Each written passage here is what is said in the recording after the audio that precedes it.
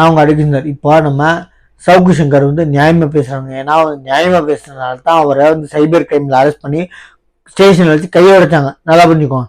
அதே மாதிரி இப்போ இந்த அவர் சொல்லியிருக்காரு, விஜய்க்கு என்னதான் சப்போர்ட் பண்ணா, விஜய் வந்து சொல் பேசி கேட்டு பேசிட்டாரு, ரிச்சுவல் கண்டிஷன் போட்டிருக்காரு. நான் கரூர் போறேன்னா தனியார் கல்யாண மண்டபத்தை புக் பண்ணியிருக்கேன், அந்த பாதிக்கப்பட்டவங்க வந்து என்னை பார்க்கட்டும், நான் வீடு வீடு போனா அங்க வந்து பொதுமக்கள் குமிஞ்சிருவாங்க, அதனாலதான் நான் வீடு வீடு போல கல்யாண மண்டபத்தை புக் பண்ணி அங்க வந்து நான் வர வைக்கிறேன், அவங்கள இல்ல நானே ஆளுங்க வச்சு வர வைக்கிறேன், அது சொந்த செலவுல அவங்க வந்து பார்க்கட்டும், அரேஞ்ச் பண்ணியிருக்கேன், நான் வந்து அந்த காசு அனௌன்ஸ் பண்ணியிருக்கல அதுதான் நான் என் கையால கொடுக்குறேன், அப்ப வர சொல்லுங்க.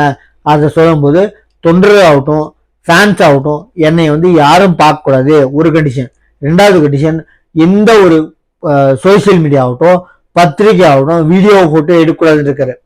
பிளஸ் யாராச்சும் அத்துமீறி வந்தாங்கன்னா போலீஸ் எனக்கு அவங்கள வரவிடாம தடுக்கணும்.